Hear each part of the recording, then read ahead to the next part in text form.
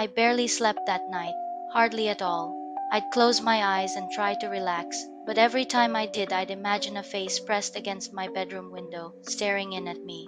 And when I did finally get to sleep, I had nightmares, bad ones. I had them all week, in fact. Dreams about disembodied eyes watching me in the dark and long fingers, reaching out to touch my exposed skin.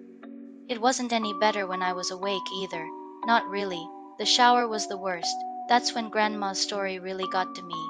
I'd never thought about it before, but suddenly I had trouble shutting my eyes in there. I'd be standing beneath the beating water, shampoo running down my face, and as soon as I squinted, my eyelids closed. I'd hear Grandma's words running through my head. 5 seconds is fine, and 10 is just about okay too. But any longer than that, I'd rub my hair fast, feeling the shampoo dripping off my chin, and as soon as I'd counted past 5 seconds, I'd feel it. A sort of pressure, not a feeling of being watched exactly, but something close to that. I'd run my fingers faster and faster through my hair, frantically trying to get the suds out, and the ready blackness behind my closed eyes, coupled with the rush of water in my ears, would feel like a held breath, like the silence before a scream. The seconds would race through my mind, and I'd be so desperate to open my eyes again that I'd sometimes do it before my hair was rinsed fully clean, and my eyes would sting with shampoo.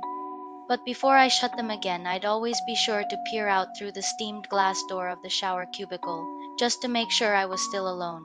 It wasn't long before Mum realized something was up. She heard me crying out in my sleep one night and came in to comfort me, asked me what the matter was, and it all came out.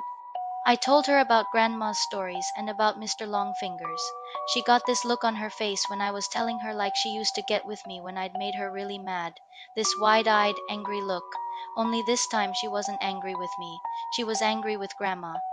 My parents' room was next to mine, and sometimes if I pressed my ear against the wall, I could hear them talking in their soft whispers.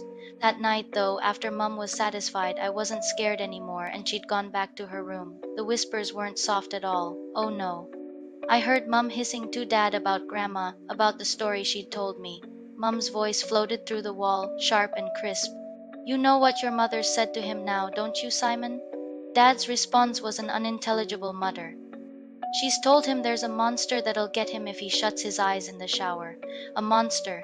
The poor kid's been having nightmares about it all week." "Seriously, Simon, you'd better say something to her tomorrow morning, first thing, or I will." Grandma came to visit me in my room the following night. That time, as she perched on the end of my bed, there were no stories. Nothing like that. Grandma just sat there and stared down at me, her blue eyes wide and sad. The light from the moon outside my window lit up her wrinkled face. "You know I'd never let anything bad happen to you, don't you?" she said after a moment. I nodded my head. "I know, Grandma." "You know I wouldn't let you come to any harm?"